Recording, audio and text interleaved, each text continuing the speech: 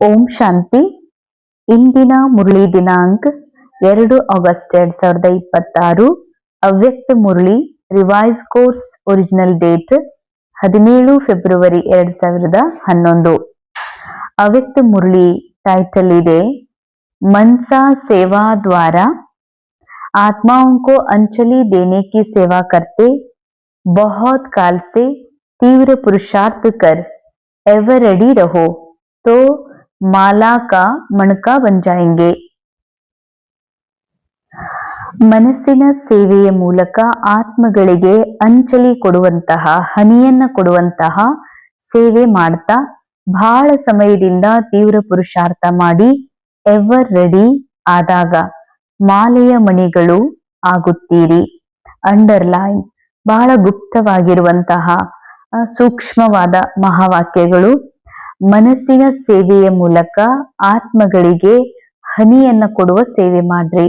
ಅಂದ್ರೆ ಸೇವೆ ಮಾಡ್ತಾ ಇರೋರು ಯಾರು ಅಂತಂದ್ರೆ ಮನಸ್ಸು.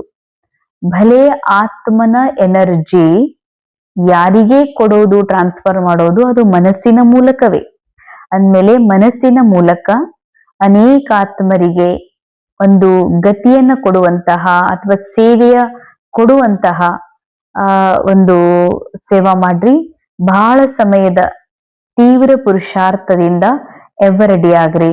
ಅಂದ್ರೆ ಪುರುಷಾರ್ಥನು ಕೂಡ ಹೀಗಲ್ಲ, ಸಮಯ ತೆಗೆದು ನಾನ್ ಮಾಡ್ದೆ ಮತ್ತೆ ಪರಿಸ್ಥಿತಿ ಹಂಗ್ ಬಂತು ಅಂತ ನಾನ್ ಬಿಟ್ಟೆ. ನಿರಂತರವಾದ ಬಹಳ ಸಮಯದ ತೀವ್ರ ಪುರುಷಾರ್ಥ, ಒಮ್ಮೆ ಸಾಧಾರಣ ಒಮ್ಮೆ ತೀವ್ರ ಅಲ್ಲ, ಬಹಳ ಸಮಯದ ನಿರಂತರ ತೀವ್ರ ಪುರುಷಾರ್ಥದಿಂದ ಎವರ್ ರೆಡಿ ಆಗ್ರಿ. ಎವರ್ ರೆಡಿ ಅಂದ್ರೆ ನನ್ಗೂ ಸಾಕಾಗ್ಯದ, ಸಾಯ್ಬೇಕು ಅನ್ನುವಂತಹ ಈ ಎವರ್ ರೆಡಿ ಅಲ್ಲ. ಎವರ್ ರೆಡಿ ಅಂದ್ರೆ ನಾನು ನನ್ನ ಆತ್ಮಸ್ಥಿತಿಯಲ್ಲಿ ಈ ರೀತಿ ನಾನು ಸ್ಥಿತಾಗಿದ್ದೀನಿ, ಯಾವುದೇ ಕ್ಷಣವೂ ಈ ಶರೀರದಿಂದ ಈ ಪಾತ್ರದಿಂದ ಡಿಟ್ಯಾಚ್ ಆಗೋದ್ ಬರ್ತದತ್ತಂದ ಅದಕ್ಕೆ ನಾನು ರೆಡಿ ಇದ್ದೀನಿ. ಅಥವಾ ನಾನು ಎವರ್ ರೆಡಿ ಇದ್ದೀನಿ ಅನ್ನುವಂಥ ಒಂದು ಸೂಕ್ಷ್ಮ ಅರ್ಥ ಏನು ಅಂತಂದ್ರೆ, ನನಗೆ ಈ ವಿಶ್ವ ನಾಟಕದಲ್ಲಿ ಯಾವುದೇ ವಿಷಯ ಅದರಲ್ಲಿ ಇನ್ವಾಲ್ವ್ ಆಗಿಯೂ ಕೂಡ ಯಾವುದೇ ಆಸಕ್ತಿ ಇಲ್ಲ. ಯಾಕಂದ್ರೆ ನನಗೆ ಅರ್ಥ ಆಗಿದೆ, ಇದು ಪ್ರೀ ರೆಕಾರ್ಡೆಡ್ ಡ್ರಾಮಾ ರಿಪೀಟ್ ಆಗ್ತಾ ಇದೆ. ಇಲ್ಲಿ ಯಾವುದೇ ಆಸಕ್ತಿ ಇಡುವ ಅಥವಾ ಅದರಲ್ಲಿ ಇಂಟ್ರೆಸ್ಟ್ ಅನ್ನ ತೊಡಗಿಸುವ ಅಥವಾ ಅದರಲ್ಲಿ ಮುಳುಗುವಂತಹ ಯಾವುದೂ ಇಲ್ಲ. ಯಾಕಂದ್ರೆ ಇದು ಯಾವುದೂ ಸತ್ಯ ಅಲ್ಲ. ಇದು ಕೇವಲ ಒಂದು ಭ್ರಮೆ, ಕೇವಲ ಒಂದು ಕಾಲ್ಪನಿಕ ಫಿಲ್ಮ್ ಇದೆ ಇದು. ಅಂದ್ಮೇಲೆ ಹೀಗ ಅನಿಸ್ತದಲ್ಲ ಇದೆಲ್ಲವೂ ರಿಯಲ್ ಇದೆ ಅಂತ ಹೇಳಿ. ಅದಕ್ಕೆ ಬಾಬಾ ಹೇಳ್ತಾರೆ, ಈ ರೀತಿ ಇದೆಲ್ಲವೂ ನಾಟಕ. ಈ ನಾಟಕದ ಪ್ರತಿಯೊಂದು ಆಗು ಹೋಗುಗಳನ್ನ, ದೃಶ್ಯಗಳನ್ನ ವೀಕ್ಷಣೆ ಮಾಡುವಂತ ಸ್ಥಿರವಾದ ಯಾತ್ರಿ ನಾನು. ಇದು ಎವರ್ ರೆಡಿ ಸ್ಥಿತಿ. ಎವರ್ ರೆಡಿ ಸ್ಥಿತಿಗೆ ತಲುಪಿದಾಗಲೇ ನೀವು ಮಾಲೆಯ ಮಣಿಗಳಾಗೋದಕ್ಕ ಸಾಧ್ಯ. ಮಾಲೆಯ ಮಣಿ ಆಗೋದು ಅಂತಂದ್ರೆ ಯಾರು ಸಂಗಮ ಯುಗದಲ್ಲಿ ವಿಜಯವನ್ನ ಅನುಭವ ಮಾಡ್ತಾರೆ ಅಥವಾ ತನ್ನ ಸಂಪೂರ್ಣ ಬಾಪ್ ಸಮಾನ ಸ್ಥಿತಿಯನ್ನ ಪಾತ್ರ ಇರುವಾಗಲೇ ಸತ್ಯವನ್ನ ಅನುಭವ ಮಾಡ್ತಾರೋ ಅವರೇ ಮಾಲೆಯ ಮಣಿಗಳಾಗ್ತಾರೆ. आज स्नेह के सागर अपने स्नेही बच्चों से मिलने आए. ಸ್ನೇಹದ ಸಾಗರ ಬಾಬಾ ಸ್ನೇಹಿ ಮಕ್ಕಳೊಂದಿಗೆ ಮಿಲನ ಮಾಡ್ಲಿಕ್ಕೆ ಬಂದಿದ್ದಾರೆ. बच्चों ने याद किया मेरे बाबा आ जाओ. तो बाबा कहते मेरे स्नेही बच्चे. स्नेह में ऐसा आकर्षण है जो हर बच्चों ने बाबा को अपना बनाया है. ಬಾಬನ್ ಸ್ನೇಹದಲ್ಲಿ ಇಂತಹ ಒಂದು ಆಕರ್ಷಣೆ ಇದೆ, ಪ್ರೇಮ ಇದೆ, ಶಕ್ತಿ ಇದೆ. ಮಕ್ಕಳು ಬಾಬಾಗ ಒಂದು ಬಾಬನ್ ಪ್ರೇಮದೊಳಗ, ಬಾಬನ ಸ್ನೇಹದಲ್ಲಿ ಮಕ್ಕಳು ಬಾಬನ್ ಮಕ್ಕಳಾಗ್ಬಿಟ್ರು. अर्थ अपना हो गए. बाबा ने हर बच्चे को मेरे बच्चे कहते अपने में समाया. ಪ್ರತಿ ಮಕ್ಕಳಿಗೂ ಬಾಬಾ, ಪ್ರತಿ ಮಕ್ಕಳು ಅಂದ್ರೆ ಇಲ್ಲಿ ದಾದೀಜಿ ಅವರು, ಸಮರ್ಪಿತ ಅಕ್ಕಂದ್ರು, ಈ ಮಾತಲ್ಲ. ಬಚ್ಚೆ ಮಾನ ಸಿರ್ಫ್ ನಿರಾಕಾರಿ ಆತ್ಮ, ಅಶರೀರಿ ಆತ್ಮರಿಗೆ ಬಾಬಾ ನಿರಾಕಾರ. ಬಾಬಾ ಯಾವಾಗ್ಲೂ ತನ್ನ ನಿರಾಕಾರ ಮಕ್ಕಳಿಗೆನೆ ಆತ್ಮ ಅನ್ನೋದು. ಅಂದ್ರೆ ನಿರಾಕಾರ ಸ್ಥಿತಿಯಲ್ಲಿ ಸ್ಥಿತಾಗಿರುವಂತಹ ಮಕ್ಕಳಿಗೆ ಬಾಬಾ ಹೇಳ್ತಾರೆ, ಬಾಬಾ ने हर बच्चे को मेरे बच्चे कहते, ಅಂದ್ರೆ ಪ್ರತಿ ಆತ್ಮನಿಗೂ ಬಾಬಾ ಅಂತಾರ ನನ್ ಮಕ್ಕಳು ಅಂತ. तो अपने में समाया, ತನ್ನೋ ಸಮಾವೇಶ ಮಾಡ್ಕೋತಾರೆ. कमाल है, बच्चों ने कहा मेरा बाबा तो मेरे शब्द में इतना स्नेह भरा हुआ है.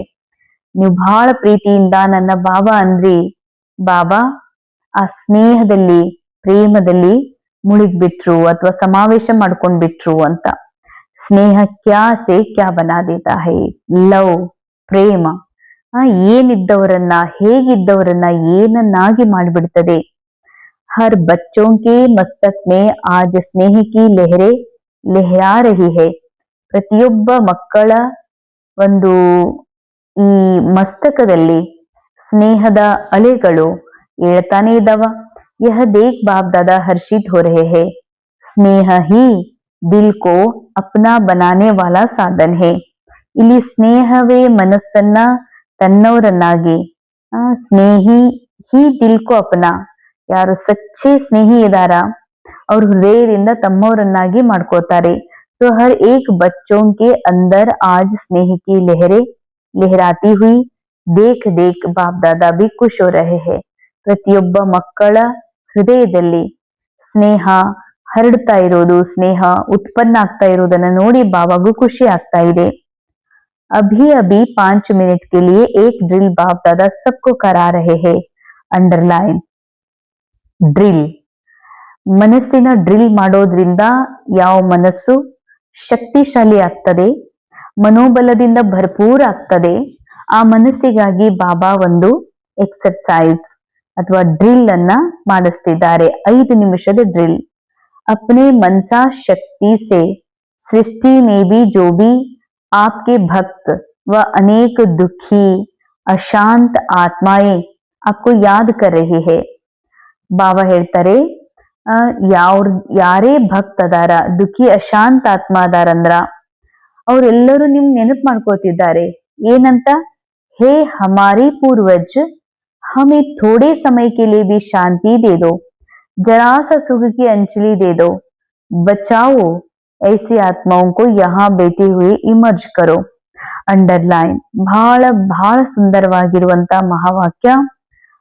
ಬಾಬಾ ಹೇಳ್ತಾರೆ, ಮಕ್ಕಳೇ, ನಿಮಗೆ ಅನೇಕ ಆತ್ಮರು ಯಾರು ಯಾರು ಭಕ್ತ ರೂಪದಲ್ಲಿ ಅದಾರ, ಅನೇಕ ದುಃಖಿಯಾಗಿರುವ ಪಾರ್ಟ್, ಅಶಾಂತ ಆಗಿರುವ ಪಾರ್ಟ್ ಅನ್ನ ಪ್ಲೇ ಮಾಡ್ತಿದ್ದಾರೆ. ಅಂತವ್ರೆಲ್ಲರೂ ನಿಮ್ಮ ನೆನಪು ಮಾಡ್ತಿದ್ದಾರೆ. ಹೇ ಪೂರ್ವಜರೇ, ಸ್ವಲ್ಪ ಸಮಯಕ್ಕಾದ್ರೂ ನಮಗ್ ಶಾಂತಿ ಕೊಡ್ರಿ, ಶಕ್ತಿ ಕೊಡ್ರಿ, ಸುಖದ ನೆಲೆ ಕೊಡ್ರಿ, ಅಥವಾ ಸುಖದ ಒಂದು ಹನಿ ಆದ್ರೂ ಸುಖ ಕೊಡ್ರಿ ಅಂತ ನಿಮ್ಗೆ ಕೂಗ್ತಾ ಇದ್ದಾರ. ಅಂದ್ಮೇಲೆ ಅವ್ರ ಆವಾಜ್ ನಿಮಗ್ ಕೇಳಿಸ್ತಾ ಇಲ್ವಾ ಅಂತಾರೆ ಬಾಬಾ. आवाज सुनने आ रहा है ना, बचाओ बचाओ. तो ऐसी आत्माओं को अपने मनसा शक्ति द्वारा सुख शांति की किरणें पहुंचाओ. ಇಂಥ ಆತ್ಮರಿಗೆ ತಮ್ಮ ಮನಸ್ಸಿನ ಮೂಲಕ ಸುಖ ಶಾಂತಿಯ ಕಿರಣಗಳನ್ನ ಹರಡಿಸ್ರಿ. ಒಂದಿದೇ ಸ್ಥೂಲ ರೂಪದಲ್ಲಿ ಯಾವ ಆತ್ಮರು ದೇವಾತ್ಮರನ್ನು ಕೂಗ್ತಾ ಇದ್ದಾರೆ ಪೂರ್ವಜರ ರೂಪದಲ್ಲಿ, ಅವರೆಲ್ಲರಿಗೂ ರಿಟರ್ನ್ ಆ ಶಾಂತಿ ಸುಖ ಆನಂದದ ಕಿರಣ ಕಳಿಸೋದು ಯಾರ ಕೆಲಸ? ಪೂರ್ವಜರ ಕೆಲಸ. ಆದ್ರೆ ಇಲ್ಲಿ ನಿಜವಾಗಿಯೂ ಭಕ್ತರು ದುಃಖಿ ಅಶಾಂತ ಇರುವಂತವ್ರದ್ದು ಕೂಗು ಕೇಳಿಸಲ್ದೇನು ಅಂತ ಬಾಬಾ ಯಾಕೆ ಹೇಳ್ತಿದ್ದಾರಂದ್ರೆ, ಕೇವಲ ಹೊರಗಿನ ಜನ ಆಗ್ಲಿ ಭಕ್ತರಾಗ್ಲಿ ಅವ್ರು ನೋವಿನೊಳಗಿದ್ದಾರಂತಲ್ಲ. ಯಾರು ನಾನು ಆತ್ಮ, ನನಗೆ ಸಿಕ್ಕಿರುವ ಮನಸ್ಸಿನೊಳಗ 63 ಜನ್ಮದ ದೇಹ ಅಭಿಮಾನದ ಸಂಸ್ಕಾರದೊಳಗೆ ತುಂಬಿದೆ, ಭಕ್ತನಾಗಿರುವ ಅಥವಾ ಕಂಗಾಲಾಗಿರುವ ಅಥವಾ ನಾನು ಮನುಷ್ಯ, ನನ್ ಕಮ್ಮಿ ಇದೆ, ನನ್ ಮೇಲೆತ್ರಿ, ನಾ ಬಹಳ ಕೆಳಗಿದ್ದೀನಿ ಅನ್ನುವ ಅಶಾಂತ ಅತೃಪ್ತ ದುಃಖಿ ಒಳಗಡೆ ಆವಾಜ್ ಇದೆ. ಅದು ಇದೆ ಅಂತಾನೆ ಇವತ್ತಿಗೂ ಕೂಡ BK ಜೀವನದಲ್ಲೂ ಕೂಡ ಯಾಕಿಷ್ಟು ಅಶಾಂತಿ, ಯಾಕಿಷ್ಟು ಈರ್ಷಾ ದ್ವೇಷ ಕಾಣಿಸ್ತಾ ಇದೆ ಅಂತಂದ್ರೆ, ಒಳಗೆ ಇರುವ ಮನಸ್ಸಿನ ಅನೇಕ ವಿಚಾರಗಳು ಇನ್ನೂ ಜಾಗೃತಗೊಂಡಿಲ್ಲ, ಇನ್ನೂ ಸತ್ಯ ಸಂದೇಶವನ್ನ ಸ್ವೀಕಾರನೆ ಮಾಡಿಲ್ಲ. ಅದಕ್ಕೆ ಬಾಬಾ ಹೇಳ್ತಾರೆ, ಮೊದಲು ಮನಸ್ಸಿನ ಮೂಲಕ ಶಾಂತಿಯ ಸುಖದ ಕಿರಣಗಳನ್ನ ಕೊಡ್ರಿ. ಮನಸ್ಸಿನ ಮೂಲಕ, ಭಲೇ ಮನಸ್ಸಿನಲ್ಲಿ ಅಜ್ಞಾನ ಇದೆ, ಇನ್ನೂ ಕೂಡ ಅಶಾಂತಿ ಇದೆ, ದುಃಖ ಇದೆ, ಭಕ್ತಿಯ ಒಂದು ಬೇಡಿಕೆಗಳದಾವ, ಆದ್ರೂ ಮನಸ್ಸಿನಿಂದನೇ ಸುಖದ ಕಿರಣಗಳನ್ನ ಕೊಡ್ರಿ ಅಂತಾರ ಬಾಬಾ. ಯಾಕಂದ್ರೆ ಏನೇ ಮಾಡೋದು ಥ್ರೂ ಅವರ್ ಮೈಂಡ್ ಅಂದ್ಮೇಲೆ ನಾವು ಈ ಮನಸ್ಸಿನ ಮೂಲಕವೇ ಮನಸ್ಸಿಗೆ ಸಕಾಶ ಕೊಡಬೇಕು. ಹಂಗಾದ್ರ ಇಂಥ ಮನಸ್ಸು ಸಕಾಶ ಹೆಂಗ್ ಕೊಡ್ತದ ಅಂದ್ರೆ, ಜಾಗೃತಗೊಂಡಂತ ಆತ್ಮನ ಮೂಲ ಮನಸ್ಸೇನಿದೆ, ಸತ್ಯುಗಿ ಮನಸ್ಸು, ಪರಂಧಾಮದ ಶುದ್ಧ ಮೂಲ ಮನಸ್ಸು, ಅದು ಬಹಳ ಶುಭ್ರ ಶುದ್ಧ ಇದೆ. ಮಾಯೆಗೆ ವಶಭೂತ ಆಗಿರುವಂತಹ ಮನಸ್ಸು ದೇಹವಾನದಿಂದ ತುಂಬಿದೆ, ಅದು ದುಃಖಿಯಾಗಿದೆ. ಅದಕ್ಕೆ ತಮ್ಮ ಮೂಲ ಮನಸ್ಸಿನಿಂದ ಸುಖ ಶಾಂತಿ ಕಿರಣಗಳನ್ನ ಹರಡಿಸ್ರಿ. ಯ ಮನ್ಸಾ ಸೇವಾ ಸಾರೆ ದಿನ್ ಮೇ ಬಾರ್ ಬಾರ್ ಕರ್ತೆ ರಹೋ, ಕ್ಯೂಂಕಿ ಬಾಬಾ ಕೆ ಸಾಥ್ ಆಪ್ ಬಚ್ಚೆ ಬಿ ವಿಶ್ವ ಸೇವಕ್ ಹೋ. ಈ ರೀತಿ ಮನಸ್ಸಿನ ಸೇವೆಯನ್ನ ಇಡೀ ದಿನದಲ್ಲಿ ಪದೇ ಪದೇ ಮಾಡ್ತಾ ಇರಿ. ಯಾಕೆ ಅಂದ್ರೆ ಬಾಬಾರ ಜೊತೆ ಜೊತೆಯಲ್ಲಿ ತಾವು ಮಕ್ಕಳು ವಿಶ್ವ ಸೇವಕರಾಗಿದ್ದೀರಿ. सारा दिन वाणी द्वारा जैसे सेवा के निमित्त बनते हो, ऐसा ही बीच बीच में मनसा सेवा का भी ಅಭ್ಯಾಸ करते रहो. ಹೇಗೆ ಇಡೀ ದಿನದಲ್ಲಿ ವಾಣಿ ಮೂಲಕ ಸೇವಾ ಮಾಡ್ತೀರಿ, ಕರ್ಮದಿಂದ ಮಾಡ್ತೀರಿ, ಹಾಗೆ ಮಧ್ಯ ಮಧ್ಯದಲ್ಲಿ ಮನಸ್ಸಿನ ಮೂಲಕವೂ ಕೂಡ ಸೇವೆ ಮಾಡುವಂತ ಅಭ್ಯಾಸ ಮಾಡ್ರಿ. इसमें आपका अपना भी फायदा है, क्योंकि अगर आपका मन सदा सेवा में बिजी रहेगा तो आपके पास जो बीच बीच में माया फालतू संकल्प व्यर्थ संकल्प करती है उससे बच जाएंगे. अंडरलाइन. ನೀವೆಷ್ಟು ಮನಸ್ಸಿನ ಸೇವೆ ಮಾಡೋದ್ರಲ್ಲಿ, ತಪಸ್ ಮಾಡೋದ್ರಲ್ಲಿ, ಧ್ಯಾನದಲ್ಲಿ ಮಗ್ನರಾಗ್ತೀರಿ, ಫುಲ್ ಬ್ಯುಸಿ ಇರ್ತೀರಿ, ಅಷ್ಟು ಮಾಯಾನು ಕೂಡ ಮಧ್ಯ ಮಧ್ಯದಲ್ಲಿ ವ್ಯರ್ಥ ಸಂಕಲ್ಪಗಳ ತರೋದನ್ನ ಬಂದ್ ಮಾಡ್ತದೆ. ಅದರಿಂದ ಮುಕ್ತ ಆಗ್ತೀರಿ. ಮೆಹನತ್ ನಹಿ ಕರ್ನಿ ಪಡೇಗಿ. ಅದಿಷ್ಟು ಎಷ್ಟು ಖಾಲಿ ಕೂಡ್ತೀವಿ ಅಷ್ಟು ವ್ಯರ್ಥ ವಿಚಾರಗಳು ಬರ್ತದೆ. ಅದಕ್ಕೆ ಅದರಿಂದನೂ ಉಳಿತಿರಲ್ಲ. ಅಭಿ ಬಾಪ್ ದಾದಾ ಪೂಚ್ತೆ ಹೇ ಕೇಸೆ ಹೋ. ಈಗ ಬಾಬಾ ಮಕ್ಕಳಿಗೆ ಕೇಳ್ತಾರೆ, ಹೇಗಿದ್ದೀರಿ ಮಕ್ಕಳೇ? तो क्या जवाब देते? पुरुषार्थ है लेकिन कभी कभी. ಏನಂತ ಹೇಳ್ತೀರಿ? ಹೆಂಗಿದ್ದೀರಿ ಅಂದ್ರೆ ಏನ್ ಹೇಳ್ತೀರಿ? ಬಾಬಾ ಪುರುಷಾರ್ಥ ಮಾಡ್ತಾ ಇದ್ದೀವಿ, ಆದ್ರೆ ಆಗಾಗ सदा का पुरुषार्थ नहीं चल रहा है. तो बाप दादा अभी सभी बच्चों का ये रिकॉर्ड देखने चाहते हैं. ಶಿವ ಬಾಬಾರವರು ಮಕ್ಕಳದು ಈ ಒಂದು ರಿಕಾರ್ಡ್ ನೋಡ್ಲಿಕ್ಕೆ ಇಷ್ಟಪಡ್ತಾರೆ. ಕಬಿ ಕಬಿ ಕ ಶಬ್ದ ಸಮಾಪ್ತ ಹೋ ಜಾಯೆ. ಆಗಾಗ ಅನ್ನುವಂತ ಶಬ್ದ ಸಮಾಪ್ತ ಆಗ್ಬೇಕು ಅಂತಾರೆ ಬಾಬಾ. ಅದ್ರ ಬದಲಾಗಿ ಸದಾ ಎವರ್ ರೆಡಿ ಆಗುವಂತ ಅಭ್ಯಾಸವೇ ನಿಮಗೆ ಮಾಯಾ ಜೀತ್, ಜಗಜ್ಜೀತ್, ಮನ್ ಜೀತ್ ಜಗಜ್ಜೀತರನ್ನಾಗಿ ಮಾಡ್ತದೆ. तो यह संस्कार भी बहुत समय से बनाएंगे, तब अंत समय में भी यह बहुत काल का अभ्यास विजयी बनाकर आपको विशेष माला का मणका बनाएगा. ಈ ಸಮಯದೊಳಗ ಎಷ್ಟು ನೀವು ಎವರೆಡಿ ಇರ್ತೀರಿ, ಎವರೆಡಿ ಆಗೋದ್ರಿಂದನೇ ಮಾಯಾಜೀತ್, ಮನ್ಜೀತ್, ಜಗಜ್ಜೀತ್ ಆಗ್ತೀರಿ. ಅವಾಗ್ಲೇನೆ ನೀವು ಮಾಲೆಯ ಮಣಿಗಳಾಗೋದಕ್ಕೆ ಸಾಧ್ಯ. ಪಾಸ್ ವಿತ್ ಆನರ್ ಆಗ್ಲಿಕ್ಕೆ ಸಾಧ್ಯ. ಪಾಸ್ ನಹಿ, ಪಾಸ್ ವಿತ್ ಆನರ್. ಬರೀ ಪಾಸ್ ಆಗ್ಬಾರ್ದು ಈ ಜ್ಞಾನ ಮಾರ್ಗದಲ್ಲಿ, ಪಾಸ್ ವಿತ್ ಆನರ್ ಅಂತಾರ ಬಾಬಾ. तो बोलो ये हिम्मत है ना ಅಂದ್ಮೇಲೆ ಈ ಹಿಮ್ಮತ್ ಇದೆಯಲ್ಲ, ಧೈರ್ಯ ಇದೆಯಲ್ಲ. बाप दादा भी रोज अमृत वेले अपने माला के मणकों को देखते हैं. ಬಾಬಾ ಪ್ರತಿ ಅಮೃತ ವೇಳೆಯಲ್ಲಿ ಪ್ರತಿನಿತ್ಯವೂ ಮಾಲೆಯ ಮಣಿಗಳನ್ನ ನೋಡ್ತಾರೆ, ವಿಶೇಷ ಮಿಲನ ಮಾಡ್ತಾರೆ. ಅಂದ್ಮೇಲೆ ತಾವು ಕೂಡ ಮಾಲೆಯ ಮಣಿಗಳಂತಾನೆ ತಿಳ್ಕೊತಿದ್ದೀರಲ್ಲ. ಏನ್ ಬೇರೆ 16,000 ಮಾಲೆಯೊಳಗಿದೀವಂತ ತಿಳ್ಕೊಂಡಿದ್ದೀರೋ? ವಿಶೇಷ ಮಾಲಾ ಜೋ ಗಾಯನ್ ಹೇ ಪೂಜನೀಯ ಯೋಗ್ಯ ಬಂತಿ ಹೇ ವಹಿ ಹೇ ಪೆಹಲಿ ಮಾಲಾ. 108 ಮಾಲೆ ಇದೆಯಲ್ಲ, ಇದು ಬಹಳ ವಿಶೇಷ, ಗಾಯನ ಪೂಜನೀಯ ಯೋಗ್ಯರಾಗಿರುವಂತಹ ಮಕ್ಕಳ ಸ್ಮರಣಾರ್ಥ ಇರುವಂತಹ ಮಾಲೆ. तो आज बाप दादा उन मणकों को देख रहे थे. ಅದೇ ಮಣಿಗಳನ್ನ ಬಾಬಾ ನೋಡ್ತಾ ಇದ್ರು. वरदान बुद्धि रूपी पांव मर्यादा की लकीर के अंदर रखने वाले सर्व प्राप्ति संपन्न शक्तिशाली भव. ಬುದ್ಧಿ ರೂಪಿ ಕಾಲುಗಳನ್ನ ಮರ್ಯಾದೆಯ ರೇಖೆಯ ಒಳಗಡೆ ಇಡುವಂತಹ ಸರ್ವ ಪ್ರಾಪ್ತಿ ಸಂಪನ್ನ ಶಕ್ತಿಶಾಲಿ ಆಗ್ರಿ.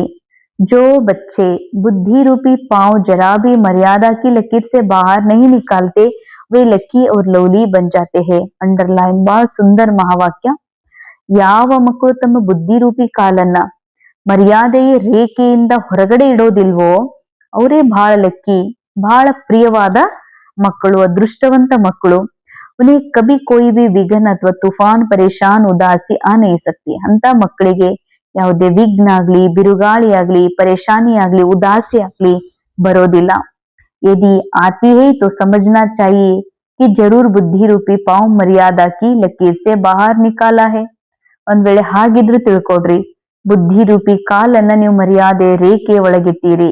ಯಾವಾಗ ತಿಳ್ಕೊಬೇಕು? ಬಿರುಗಾಳಿ ಬಾಳ್ ಬರ್ತಾವ, ಪರೇಶಾನ್ ಆಗ್ತೀರಿ, ಬಾಳ್ ನೊಂದ್ಕೋತೀರಿ, ಉದಾಸ ಆಗ್ತೀರಿ, ನಿರಾಶ್ ಆಗ್ತೀರಿ, ಅಥವಾ ಬಹಳ ಪದೇ ಪದೇ ವಿಘ್ನ ಬರ್ತಾವಂದ್ರೆ ತಿಳ್ಕೊಡ್ರಿ, ಬುದ್ಧಿ ಬಾಬನ್ ಕೈ ಕೊಟ್ಟಿಲ್ಲ. ಬುದ್ಧಿಯನ್ನ ಮನ್ಮತನುಸಾರ ಯೂಸ್ ಮಾಡ್ತಾ ಇದ್ದೀರಿ. ಅದಕ್ಕೆ ಬುದ್ಧಿಯ ಮೂಲಕ ಇಷ್ಟೆಲ್ಲ ಪರೀಕ್ಷೆಗಳು ಬರ್ತಾ ಇದ್ದಾವೆ. ಲಕೀರ್ ಸೆ ಬಾಹರ್ ನಿಕಲ್ನಾ ಅರ್ಥಾತ್ ಫಕೀರ್ ಬನ್ನ. ಗೆರೆ ದಾಟಿ ಹೊರಗೆ ಹೋಗ್ತೀರಂದ್ರ ಫಕೀರ್ ಆಗೋದಂತಾರ ಬಾಬಾ. इसलिए कभी फकीर अर्थात मांगने वाले नहीं, सर्व प्राप्ति संपन्न शक्तिशाली बनो. ಫಕೀರ್ ಅಂದ್ರೆ ಬೇಡುವಂಥವ್ರು, ಬೇಡುವಂಥವ್ರು ಆಗ್ಬೇಡ್ರಿ, ಸರ್ವ ಶಕ್ತಿ ಸಂಪನ್ನ ಶಕ್ತಿಶಾಲಿ ಅನುಭವ ಮಾಡ್ರಿ. ಇದು ಬಾಬಾ ನಿರಾಕಾರ ಆತ್ಮನಿಗೆ ಹೇಳ್ತಿದ್ದಾರೆ. ಯಾಕಂದ್ರೆ ಮೂಲ ರೂಪದಲ್ಲಿ ನಿರಾಕಾರ ಆತ್ಮ ಶಕ್ತಿಶಾಲಿ, ಸರ್ವ ಪ್ರಾಪ್ತಿ ಸಂಪನ್ನಿದೆ. ಸ್ಲೋಗನ್ जो सदा न्यारे और बाबा के प्यारे है वह सेफ रहते हैं. ನಿಜವಾಗಿಯೂ ಯಾರು ಸದಾ ನ್ಯಾರ ಇದ್ದಾರೆ, ದೇಹದಿಂದ ಬಾವಾಗ ಸದಾ ಪ್ಯಾರ ಇದ್ದಾರೋ ಅವ್ರು ಬಹಳ ಸುರಕ್ಷಿತ ಇದ್ದಾರೆ, ಸೇಫ್ ಇದ್ದಾರೆ. अव्यक्त इशारे पवित्रता के बीज को भी समाप्त कर संपूर्ण स्वच्छ बनो. दृढ़ता सफलता की चाबी है.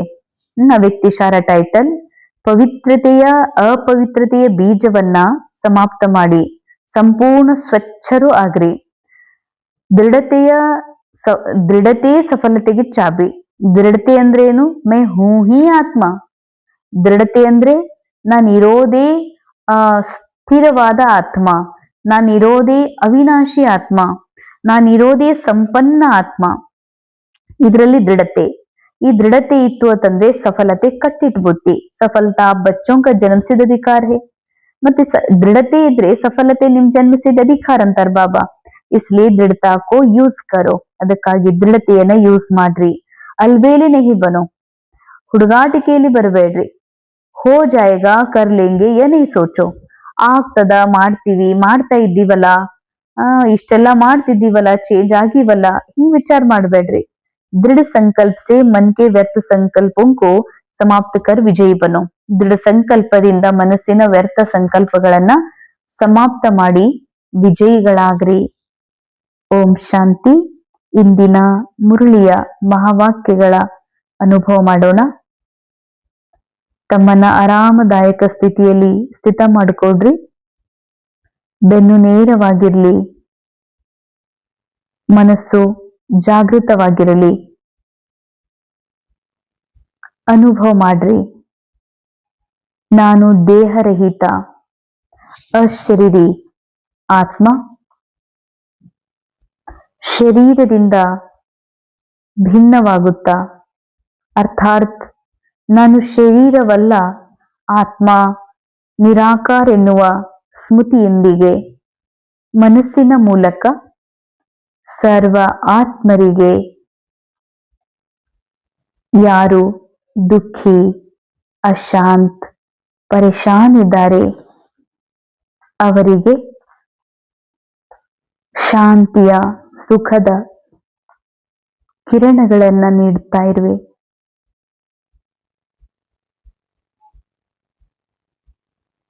ಅನುಭವ ಮಾಡ್ರಿ, ಡ್ರಿಲ್ ಮಾಡ್ರಿ.